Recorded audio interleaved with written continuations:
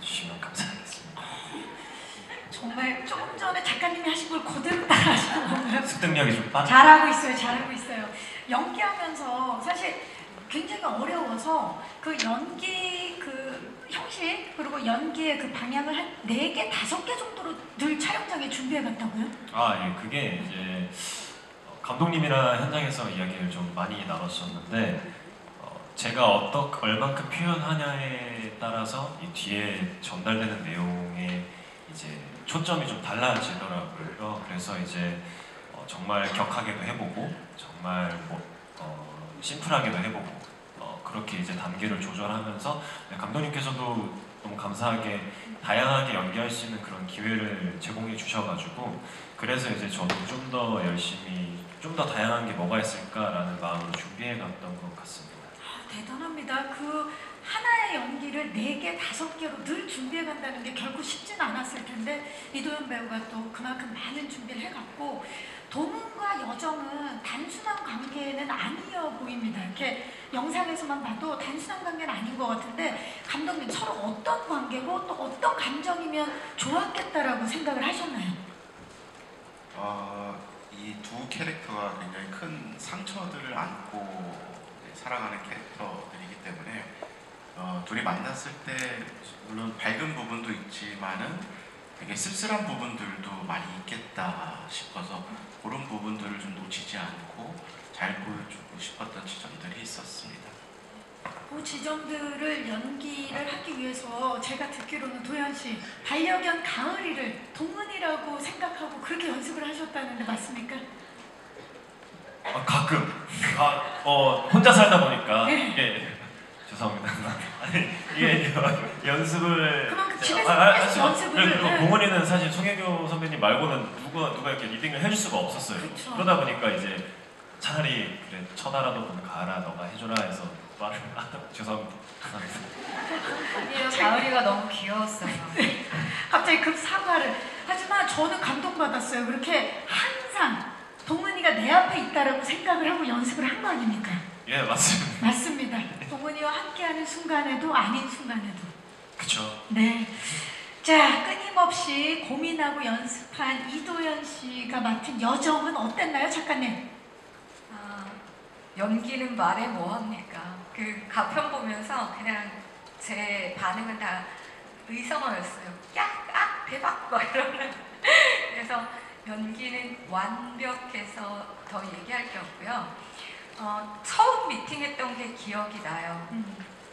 나는 이러한 이유로 그대가 주여정을 연기해줬으면 좋겠어요 하면서 청했더니 정말 놀라워하면서 작가님 왜 저한테 이런 대본이 들어오고 사람들이 왜 절 좋아해 주는지 저는 아직도 잘 모르겠어요.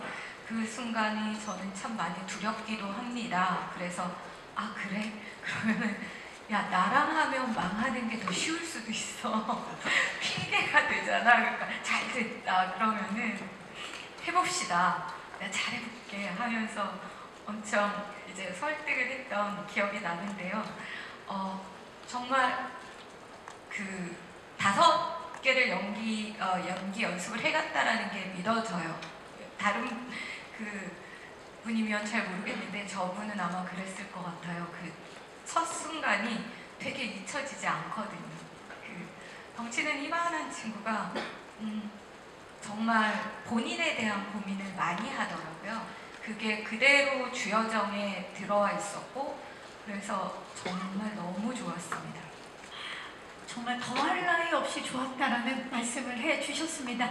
자, 그렇다면 이분 만나볼까요? 박연진 역을 맡은 임지연 씨, 연진이 네. 어떤 사람입니까? 연진이는 고등학교 때 문동을 괴롭힌 우리의 중심에 서 있는 인물입니다. 딱히 이유는 없어요. 네, 이유는 없이 괴롭혔고 그냥 태어나 보니까 세상이 이미 연진의 편에 서 있었고 그냥 부유한 환경 속에서 남부러울 것 없이 그냥 큰 소리치며 살다가 나중에 성인이 되어서 또 화려하게 결혼을 하고 아이를 낳았는데 딸의 담임교사로 이제 동훈이가 부임했다는 것을 알게 되죠. 네, 일생의 백약이었던 연진에게 극약의 시간을 견디고 동훈이 다가왔습니다. 아, 이제 폭풍이 불어오겠네요. 그래서 항상 반짝거리면서 살고 싶어 해서 끝까지 바닥 밑으로 내려가지 않겠다는 다짐을 하게 되는 인물입니다. 지금 말씀을 듣고 보니까 이렇게 막 서사가 있는 악이라기보다는 그냥 순수한 악, 예, 그야말로 순수 악인 것 같은 그런 느낌이 들어요. 연진은 이 연진을 연기하는 게 결국 쉽진 않았을 것 같아요. 엄청난 본인에게도 도전이었고 어떤 연진을 그리고 싶었나요, 지현 씨? 처음엔 사실 고민이 정말 많았어요. 그냥 연진이는 왜 이럴까? 대체 이유가 뭘까? 어떤 삶을 살았을까? 이 아이는 왜 이런 나쁜 짓을 했을까라는 고민을 정말 많이 했는데 그냥 제가 결국 찾은 답은 연진이는 정말 아무것도 모른다였던 것 같아요. 그냥 누군가한테 가해를 한다는 것 자체를 이게 왜 나쁜 거야? 이게 왜 잘못이야? 라는 생각을 할 수밖에 없는 환경 속에서 자랐고 또 그냥 원하는 것을 다 가질 수 있었고 그냥 노력도 해본 적이 없는 아이이기 때문에 누군가한테 가해를 한다는 것에 어떠한 죄책감도 미안함도 모르는 인물이라고 여겼던 것 같아요. 그냥 준비하는 과정에 있어서 사실 처음에는 그냥 악역 유명한 작품의 좀 빌런? 좀 매력 있는 악역? 레퍼런스 좀 참고해볼까? 라는 생각을 했었는데 어느 순간 그냥 나만 할 수 있는 박연진을 만들어보자가 생겼던 것 같아요. 작가님, 사실 그 임지연 씨의 첫 악역 도전이고 그동안 그런 악역을 해본 적이 없는데 이 역을 박연진 역으로 어떻게 임지연 씨를 생각하게 되셨는지 궁금합니다. 네, 악역을 한 번도 안 해보셔가지고 망칠 거면 내가 제일 처음 망쳐봐야겠다라는 생각으로 캐스팅 제의를 했고요. 그리고 연진이는 극 중에서 기상캐스터 역할이거든요. 그래서 기상캐스터에 어울리는 배우가 누가 있을까와 또 하나는 천사의 얼굴을 가진 천사의 얼굴에 악마의 심장을 가진 그런 한 줄의 그 표현이 있었어요. 그래서 거기에 다 부합되는 인물이 딱 저분인 거예요. 그래서 정말 만나봤는데 천사처럼 웃으시면서 악역을 잘해볼 수 있으시다고 최선을 다하시겠다고 하셔서 악수하고 술 마셨어요. 천사의 얼굴을 가지고 악마의 심장을 가진 임지연 씨. 지금 웃고 있는데 조금 전까지 굉장히 선해 보였는데 갑자기 미소가 가장 기억에 남는 씬으로 연진과 동은이 체육관에서 제외한 씬을 뽑으셨더라고요. 어떠셨나요, 촬영하시면서? 사실 그 장면은 저는 개인적으로 연진으로서 고민이 정말 많이 됐던 장면이었던 것 같아요. 그냥 몇 년 뒤에 내가 괴롭혔던 애가 같은 공간에 나타난다면 무슨 감정일까? 라는 생각이 너무 많았어서 좀 어려워서 고민이 많았고 현장에서는 감독님이 진짜 세게 한 번만 가자. 우리 한 번만 죽어받을까? 라고 하시더라고요. 그래서 정말 한 번만 가야 된다는 생각에 최선을 다해서 한 번씩 주고받았던 그래서 둘 다 뺨이 많이 부어가지고 네, 그랬던 기억이 나요. 혜교 씨도 그때 생각나시죠? 네, 정말 오래 일했는데 뺨을 맞아본 적이 처음이었던 것 같아요, 제대로. 지연 씨가 처음 딱 때렸을 때 지연 씨도 마찬가지셨을 거예요. 머리가 하했어요. 아무 생각이 안 났었어요. 네, 다음 대사도 생각이 안 나더라고요. 그리고 잠깐 컷 하셨는데 둘 다 거울 보니까 얼굴에 손바닥 자국이 있더라고요. 그래서 바로 촬영을 진행을 못해서 얼음찜질을 잠시 하고 좀 피부 진정시킨 다음에 다음 컷 진행했어요. 그 씬이 아마 또 레전드 씬이 되지 않을까 기대를 해봅니다. 두 분이 그 얘기를 하시는데 우리 작가님과 감독님 굉장히 만족스러워하시네요. 정말 내 배우들 대단하다 이런 지금 표정이었어요. 자 그렇다면 이번에 염혜란 씨가 맡은 강현남 어떤 인물인가요? 네, 강현남은 가정폭력의 피해자이고요. 오랜 시간 견뎌오다가 나의 삶이고 꿈인 딸에게까지 그 폭력이 확대되고 나니까 어떤 중요한 결정을 하게 되는데 그때 동훈을 만나게 됩니다. 그래서 저도 제 인생을 걸고 가장 강력한 배팅을 또 하게 되죠. 동훈은. 네. 동훈에게 배팅을 하게 되는 현남. 어찌 보면 이 더 글로리에서 유일하게 좀 마음 놓고 편하게 볼 수 있는 캐릭터가 현남이 아닐까 싶은데요. 그만큼 또 작가님께서 현남을 사랑스러운 인물로 표현해내신 걸로 알고 있어요. 네, 그래서 정말 부담스러웠습니다. 정말 숨구멍인 것 같고 그리고 진짜 너무 사랑스럽게 그려주셨어요. 매력적으로. 한 인물이 가진 여러 가지 색깔이 있을 텐데 한 작품에서는 그 부분에서 정말 필요한 어떤 부분, 어떤 색깔로 많이 그려진다면 이번에는 정말 다채로운 색깔들을 저한테 입혀주셨어요. 현남에게. 그래서 이걸 어떻게 하면 잘 표현할 수 있을까 그 부분이 정말 힘들고 네, 행복한 비명이 좀 나오더라고요. 우리 염혜란 씨는 굉장히 고민이 많았다고 하시지만 사실 김은숙 작가님께서는 현남을 아예 염혜란 씨를 두고 쓰신 걸로 알고 있어요. 맞습니까 작가님? 네, 거의 제 마음속에서 첫 번째 캐스팅이었고요. 그래서 계속 네이버 얘기하거든요. 아무튼 그 초록색 검색창에 전향관 스케줄이 어떻게 되나 검색을 할 정도로 네. 뭐 자꾸 차이력되고 이러면 속상하고 그랬었어요. 그래서 처음부터 놓고 쓰니까 진짜 잘 써졌고 현남이 대사 중에 본인을 외맞지만 명랑한 년이라고 표현하는 게 있는데 그게 현남을 표현하는 한 줄이었거든요. 그래서 모든 씬에 좀 그런 그 명랑함과 그 피해자와 그 두 존재가 공존하기를 바라면서 대본을 썼어요. 그래서 그 중에서 가장 사랑스러운 인물입니다. 극 중에서 가장 사랑스러운 인물 현남인데 조금 전에 그 염혜란 씨께서 동훈에게 배팅한다라고 말씀을 하셨는데 사실 어떻게 보면 사람을 서로가 믿기 힘든 그런 캐릭터들이에요. 동훈과 현남 그리고 여정까지. 근데 마음의 문을 열게 된 그 이유가 무엇인지 궁금합니다. 이거 좀 작가님께 좀 여쭤볼까요? 어떻게 세 분이 마음의 문을 열게 되는 건지? 저 뭐 잘못했어요.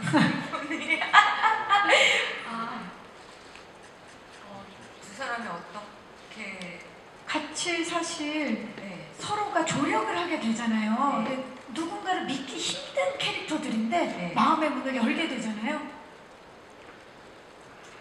혜교 씨는 이걸 어떻게 생각하시나요? 송혜교 씨한테 그럼 좀 여쭤볼까요? 혜교 씨? 네. 어떻게 생각하세요? 두 분이 마음의 문을 어느 시점에서 열게 된 건지? 열렸나요, 동은이는? 아무래도 저는 느낌을 되게 가장 중요시하는데 처음 만남부터 느끼지 않았었을까요? 단지 확인할 시간이 조금 필요했을 뿐이지 첫 만남에 서로 다 통했을 거라고 생각해요. 처음 만남에 네. 이미. 예. 그리고 사실 역할로서가 아니라 배우로서도 만나셨을 때 너무 마음의 문을 확 열게 됐을 것 같아요. 염혜란 씨에게. 네, 맞습니다. 그리고 작품 보시면 아시겠지만 동훈이라는 인물이 저에게 가장 먼저 웃어줘요. 네, 정말로 어떤 가면이나 어떤 그런 것이 아니고 진실된 웃음을 가장 처음 저에게 보여주거든요. 그때 정말 뭉클해요. 정말. 그리고 특히 또 송혜교 씨가 이번 작품을 위해서 정말 단단하게 서 있거든요. 작품에서.